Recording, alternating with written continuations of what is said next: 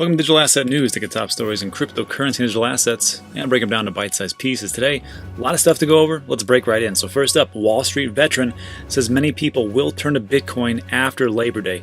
This is a very interesting story because the gentleman who's going to speak, first of all, has a wealth of information on the traditional stock market, but also it's because he was against Bitcoin and now it looks like he's converted. So as time goes on, it looks like this is going to happen more and more. Also, Warren Buffett will buy Bitcoin soon, says Morgan Creek's Jason Williams. This is piggybacked on another article which talks about how Warren Buffett is getting out of the stock market in some way, shape, or form and getting his investments into gold. Also, Kraken is going to list Polkadot this week. And lastly, we'll go over question of the day, which is Uphold and their 65-day asset hold policy. So before we get into that, let's take a look at what's going on with the market. So I got to tell you, on the weekend, usually we see dips, but not this one. Looks like it's doing pretty good. I thought Bitcoin was going to hit 12,000, but here we are sitting at just below 11.9, and it's down by 0.3%. But again, Bitcoin has done a tremendous rally, as a lot of other altcoins have as well. So Ethereum looking pretty sharp, 431. XRP, 29 cents. Watch out. Ugh. Tether, $1. Chainlink is at a solid 19, so pretty good. And again, I thought it actually would hit 20, but here we are at 19. Still pretty happy about that. Bitcoin Cash 304, Cardano down 0.7. Bitcoin SV still in the top 10. Don't understand.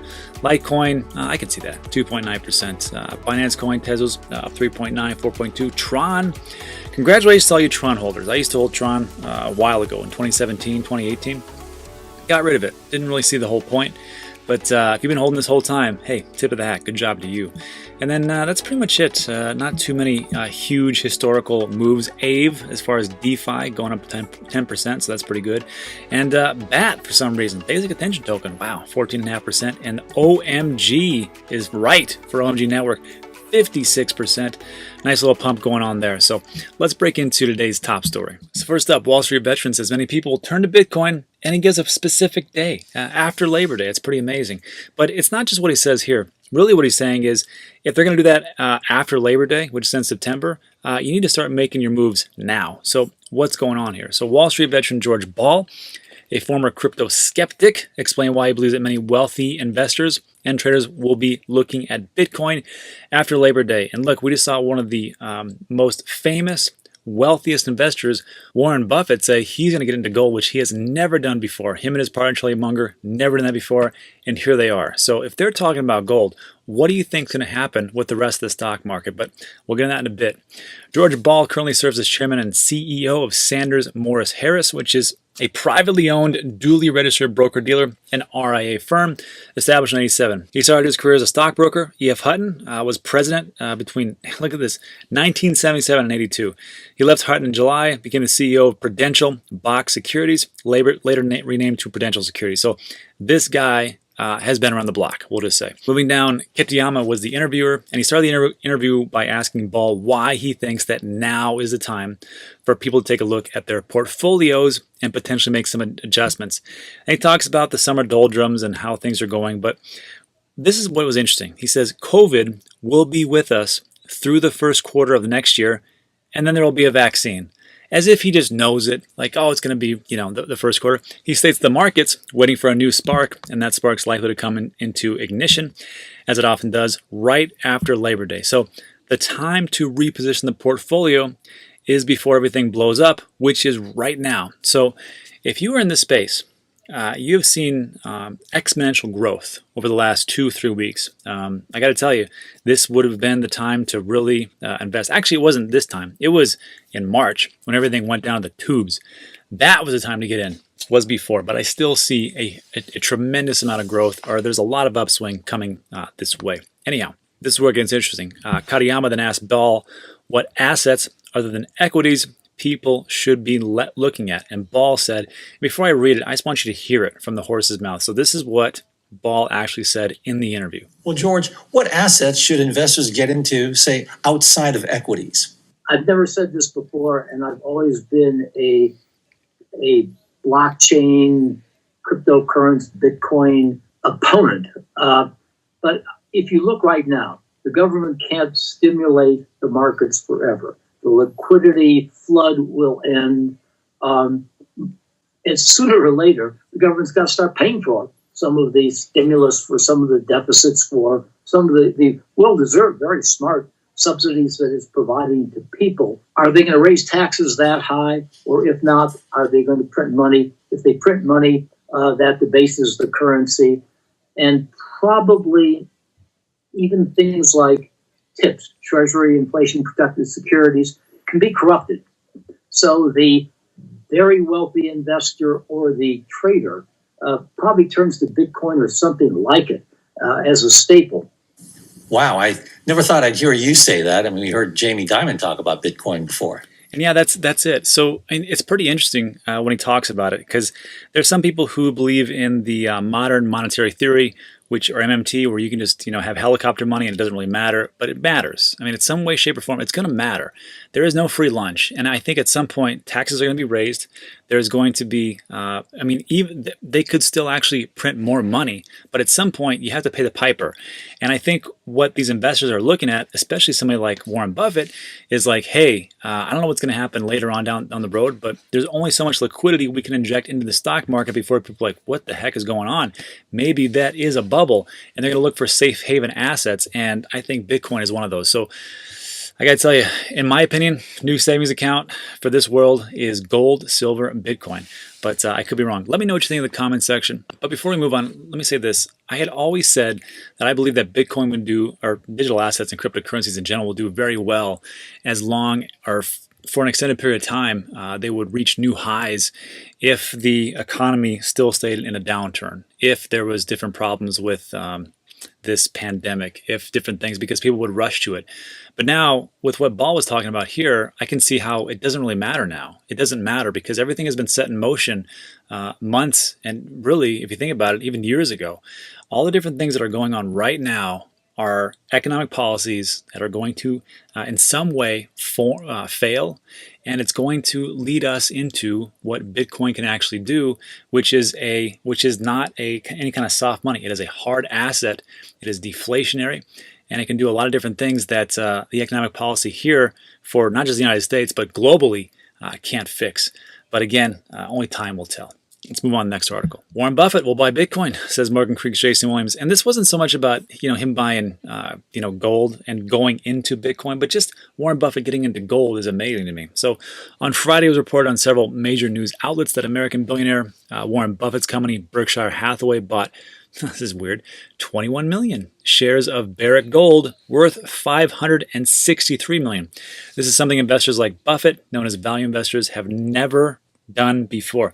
According to Morgan Creek partner Jason Williams, Bitcoin is the next thing for Buffett to score, and he will buy it soon. And it was just like what Ball was talking about. Investors are going to look into some kind of safe haven assets. So if you got somebody like Buffett and he's going into gold, the next obvious choice that he can do is go into digital gold, which would be Bitcoin. Is he going to do it? I have no idea, but I can tell you it would only make sense to me, especially if he takes a look at it, what has been the highest performing asset class in the last decade, and it has been Bitcoin, and to a lesser extent Ethereum as well. So it'll be interesting to see. Anyhow, moving on. According to a report by Forbes, the decision to buy the shares may have been inspired by a close and painstaking monitoring of gold's performance in the charts, which Buffett and his partner Charlie Munger may have found interesting. I would believe they did. And now he talks about Bitcoin maxi Max Kaiser, which he explained that the billionaire's involvement with gold will spill over, as Bitcoin is considered to be many digital gold, which exactly what I said. He states, global 100 trillion fund management, BIZ, is less than 1% invested in gold. With Buffett's now moving into gold, expected global allocation of 5% AU minimum implies $5,000 per gold. Expect a 1% Bitcoin global allocation. Remember that again. Expect a 1% Bitcoin global allocation, which is $1 trillion. This implies $50,000 for Bitcoin. Expect PTJ ups to 10%. So I got to tell you, all those different gold bugs out there, and they're talking, hey, congratulations, gold's at an all-time high. But I got to tell you, I understand why they talk negatively about Bitcoin. Is because Bitcoin is going to eat their lunch. And just to take a look at how much wealth there is just in gold, which is pretty interesting. If you take a look at, this is one I show a lot, it's the Money in Markets. It was just published on May 27th, just more than 3 months ago. And you can just see that this little square is worth 100 billion. So here's silver at a paltry $43 billion, okay? Here's crypto at 244. Now it's another 100 billion, so a little bit more. Military spending, budget deficit, coins and banks, Fed's balance sheet, which is way higher, I'm sure. Here's billionaires. Here's these guys, good for them. And here's gold. So gold right now is looking at almost $11 trillion. So how much do you think, if you just take 10%, just 10%, and you put it into Bitcoin, there's your trillion. That's pretty much it. I mean, 1.1 trillion if you want to be, math-wise. But yeah, that's first of all, that's just gold. That's just gold. Now, if you want to take a look at other types of places where you can get this type of money, here's the Fortune 500. Look at Microsoft, Apple, Amazon, and Facebook, and Google, how much they have. That's a lot of money. Here's stock markets, 89 trillion. Global money supply, which 7% is physical, I might add, 90% non-physical. And I don't really care about the rest of the stuff. The one that always gets me is this one right down here called derivatives. Because in derivatives, at the low end, it's 558 trillion. And on the high side, it could be what's called 1 quadrillion, which I didn't even know that number even existed until I saw this visualization. So if we start to talk about, how early we are, my friends, we are unbelievably super early if we're talking about cryptocurrency. So if you think that it can't go up, I beg to differ. And lastly, to finish this up, it states, if he eventually buys Bitcoin, it will be a dream come true for the crypto space and may mark the beginning of a new era for the industry at large. And I got to tell you, Warren Buffett's from Omaha. I'm from Omaha. My brother still lives there. And I was back there about a month ago. And he was telling me about his investment in Visa, which he had done now for 10 years. And he was talking to me about how he doubled his investment. And I was like, "Are you bragging or are you complaining? I don't know what you're talking about." He goes, "Yeah, I doubled in a decade." I'm like, Jesus criminy Christmas! I go, that just happened to me like a month ago. I go, you really should take a look at this stuff. He's like, "That's ridiculous. There's no one who's going to get in that." I'm telling you right now. If Warren Buffett comes out and says in any way, shape, or form that he's doing anything with cryptocurrency digital assets, you will see this market explode, because you got people like my brother who follow that guy like he is some kind of god. And let me tell you, once they figure it out of what's going on behind the scenes, it'll be a powder keg. Just my opinion. Let me know what you think in the comment section. Let's move on. Next up, Polkadot's coming to Kraken, and that's going to happen on August 18th. So I got a little email, which is always interesting, and they say, "Hey, Polkadot's coming, and this is a big thing." And I'm like, "What the heck's Polkadot?" So I've heard a lot of people in the comment section say, "Hey, have you taken a look at Polkadot? Look at Polkadot." And it was the same thing with like Voyager. People were like, "Have you taken a look at Voyager? Look at Voyager." When I hear the same thing over and over again, like I can hear somebody say, "Hey, we looked at a potato foot and a potato foot coin or a tomato coin," and I'm like, "Okay," and I never hear about it again. But this Polkadot has been like the thing that I keep hearing again and again and again. So first of all, I have to ask myself, well, what the heck is Polkadot? So there's two things that really stuck out at me. One was scale and how it was able to scale. So blockchains and isolations can only process a limited amount of traffic, which is true. That's one of the problems with scaling up certain blockchain types of projects. Polkadot is a sharded multi-chain network, meaning it can process many transactions on several chains in parallel, eliminating the bottlenecks that occurred on all the other ones. So this, when they start talking about sharding, well, that's competing directly with Ethereum and Cardano's Hydra. So that's very interesting right out the bat. Next one, it talks about specialization. When it comes to blockchain architecture, one size doesn't fit all. All blockchains make trade-offs to support different features. One chain might optimize for identity management, while another might optimize for file storage. On Polkadot, each blockchain can have a novel design optimized for a specific use case. And this one is competing directly with IBM's permission blockchain, because they are going for those huge conglomerates, those huge entities, for those privatized blockchains, because they're going to specialize. But now with Polkadot, they can come in and go, "Look, we need the same thing, and we have a better product." So interesting to see what could happen. Now, going even farther, just so you know, Polkadot is now live. Great for that. There's interoperability, which we just talked about. Blockchain innovation. Again, create a custom blockchain in minutes. That's pretty interesting. And this part was what got me. Forkless and future-proof. Polkadot can upgrade without hard forks to integrate new features or fix bugs. And I thought about it, I go, well, there's been other ones, same thing with like EOS. They had talked about the same thing, but there was a problem. However, this one's pretty interesting because it talks about Polkadot as a sophisticated governance system where all stakeholders have a voice, so they're going to be able to vote on where the direction of the chain actually goes. So these are the little things that I know about Polkadot. I am interested to see how it all works out. As far as like the price itself on CoinGecko, right now you were looking, this one is below the top 100, I believe. Amazingly, it is 300, almost three, it's about 350. It's about 350 for one Polkadot. Why?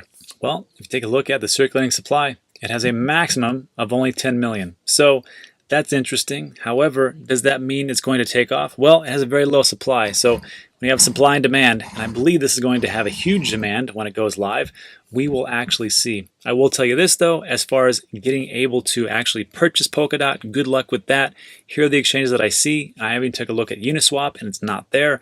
So I'll be taking a look at this project later on to see how it all goes, but I can just tell you before it gets listed on Kraken, I expect the price to go up massively, then when it gets listed to drop again, just like all cryptocurrencies do. Interesting project, but not in my plan. All right, let's move on. Next up for Q of the day, this is a pretty good statement and question, and it was posed to me by RDNZL, and it's all about Uphold and 65-day asset holds.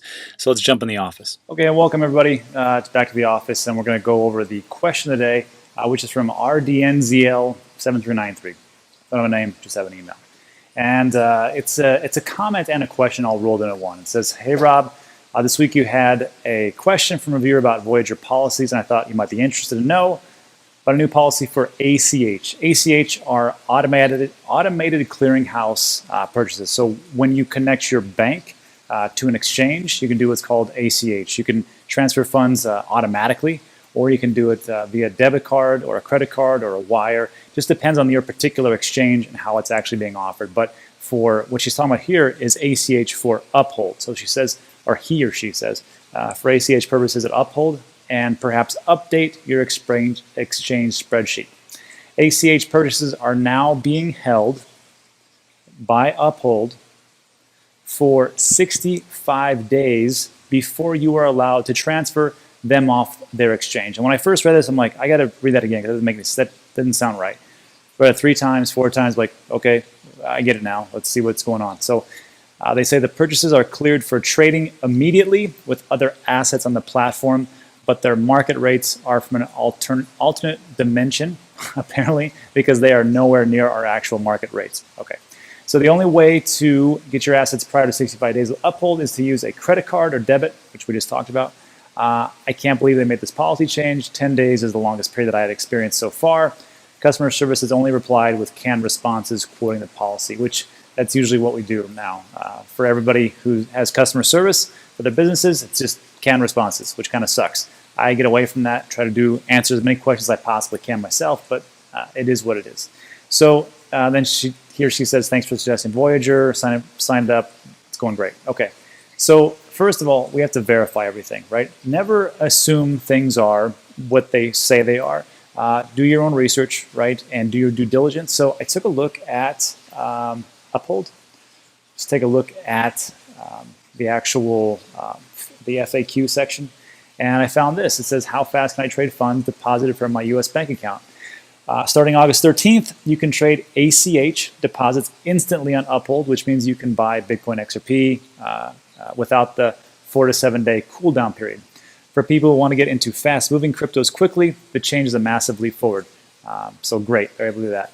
You can withdraw an ACH deposit to your originating bank account after 3 business days once the funds have settled. However, and this is the big one, you can withdraw ACH funds to external networks such as crypto wallets or send to other users on the platform after 65 days. That is exactly right from the actual website from Uphold. So what I did is, the statement is a statement. The question was, can you update your exchange list? And of course, so in the description of every one of my videos, there is a link. It's going to look like this. And this link is going to send you to a Google spreadsheet, which has all the information that I've collected for all the different exchanges and wallets that I have used, am currently using, and will not use. And I go over everything as far as like the interest rates, the fees, how it all works, if I recommend it or not. I talk about my 1-2 punch, Voyager and Celsius. I know some people, a lot of people love Voyager, and some people hate it. They say, it's this and that. But I guess it just comes down to your personal experience. I've had nothing but a good experience. And then now that I hear about Uphold, I'm like, well, that's kind of a bummer. So 65 days is quite a long time. So I put that response in there, and I also put a link to that particular page so people can find it. And when they have questions, it'll just be right there for them. So that is the question of the day. I'm glad someone actually is updating me on these things, because I cannot imagine 65 days. It seems like a tremendous amount of time. All right, so that's it for today. Let's jump back. All right, and that's it. So thanks a lot for sticking with me on a Sunday. Just want to say thanks to everybody who has joined up. I have a join now button underneath. It doesn't really get you anything special. You don't get anything, fantastic. It's like a tip. It's $1.99, and these people sign up just as a way of showing thanks. So I say, great, I'll do random shout outs. So I want to do random shout outs to the new ones. Jesse Kirkland, Lincoln 6 Echo, William Howell, who's been around for a long time actually. Carlos Gomez, Droplet, who else we got? Patrick Neal, Noah Flippin Vegas, been around. Jimmy G, Joe Griffin, Mary Yala, Timothy Dillon, and D. Ropke. So thanks everybody, really appreciate it. If you like those types of videos, there's gonna be two that's gonna pop up on your left and right. I don't know what they are, because YouTube has control over that. Also, they have control over all the ads you see. So if it was a scam in the beginning, a scam ad, or a scam ad in the middle, or a scam ad after, let YouTube know. They'd love to hear from you. And that's it for today. So thanks a lot. Appreciate it. See you.